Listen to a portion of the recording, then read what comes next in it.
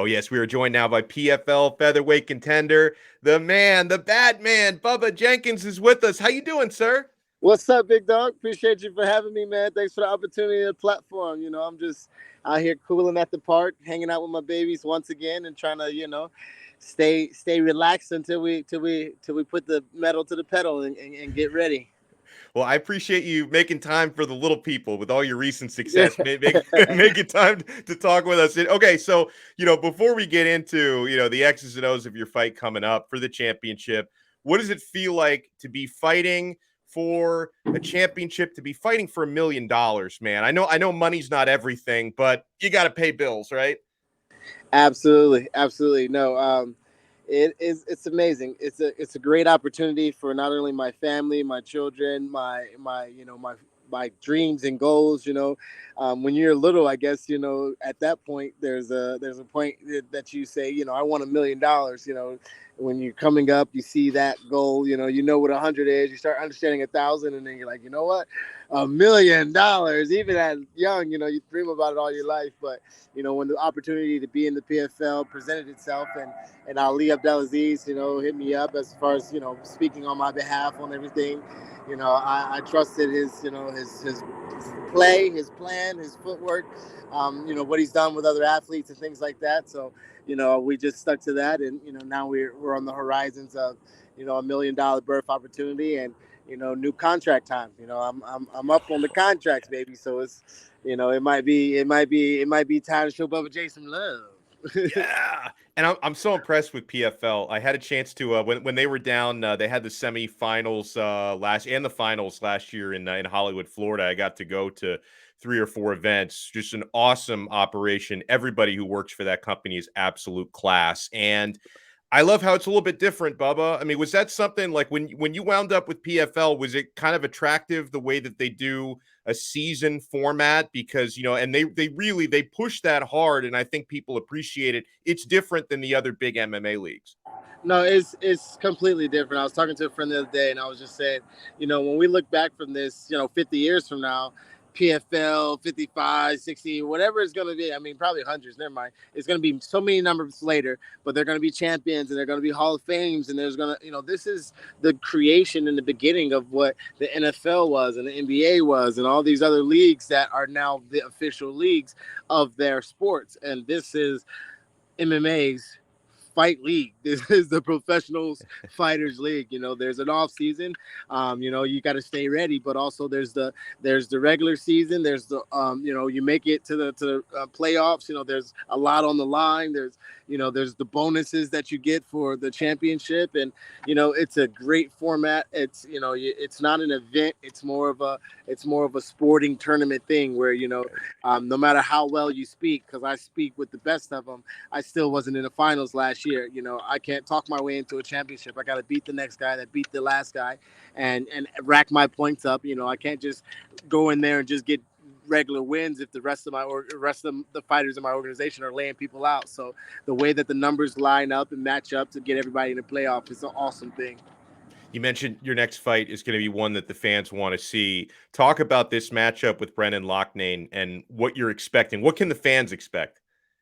Man, they can expect some fireworks for sure. He's going to bring the best out of me. I dropped the ball last year and didn't keep my focus the whole way through. We got to the semifinals, but this year we stayed locked in and we advanced one more place this year.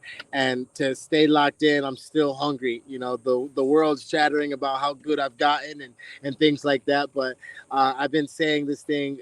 It's all my hashtags. It's probably on 80% of the things that I post. Them soon know. There are a lot of people who know. You actually got to, like you said, we talked back in the days a long time ago, and I'm a vet in this thing, even though now it feels like people are starting to get to my understanding of who I am. Them soon know that I'm well polished, that I have a lot of substance behind the things that I do.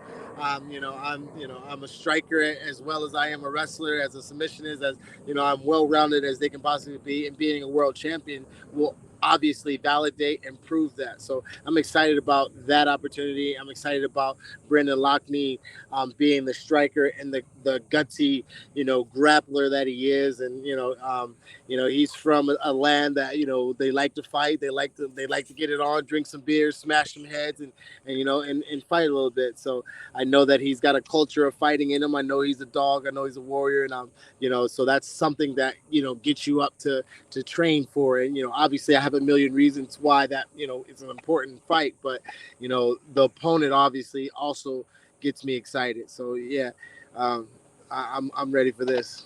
Is there any disappointment at all that it wasn't Chris Wade coming out the other side? Because I know you had some unfinished business there. Oh yeah, so no, so my close fans and friends, they're all disappointed. They don't give Brendan Loughnane. I don't care nothing about the trash y'all was talking last year. That's trash. You guys are gonna see each other, whatever. But they wanted that. They wanted that revenge fight. They wanted, because they know that wasn't the real me there. They know that I was going through a lot. I'm talking close friends and family. There are some fans who have no clue what I was going through and things like that. But there are some people who are really close to me that were like, man, if you were in, 10% of who you're supposed to be, you would have even squeaked that out with a decision or something, Yeah. But not being the person that you showed up, that you shown up to be this year, really hampered the progress in that. And truly, I really looked back in the mirror. I got back to some understanding of who I am and what I need to do to become not only champion but multiple time champion, and someone to have a reign. So as I analyzed that, man, I really got after the woodworks, and I really started chopping, and I really started listening directly to what Dewey Cooper says. And he's got world champions all over his resume. So it's been just an easy transition to just focus in and lock in, and make sure that I'm ready for whatever it is.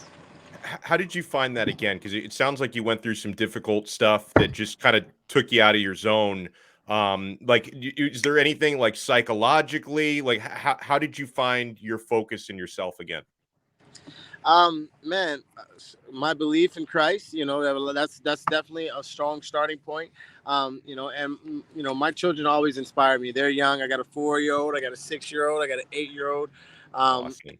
and they are the extra mile that I need to run. They are the extra pull up, the extra, they're my why. They are truly inspirational. And after I got things more settled with them, that was something I was going through last year. After I got things more settled with them, I was able to focus in on the task at hand, and know that the safety of my children is okay, and know that my family's going to do all right no matter what happens. And that was the place that in those dark days after the loss, and having an off season, and having to wait to come back, and having to feel like $1 million with your hand, and then to take a loss like that, it almost feels like you lost $1 million, even though Yeah. that wasn't the case. When you feel it, when you're in the championship mindset that I usually walk around with, it's mine to lose. It's me versus me. So there's a feeling of dang, I let a big opportunity slip away from me, and that's something that this year won't be the case, and hasn't been the case, and really has that loss and losses in my career have really inspired me to step to the next play.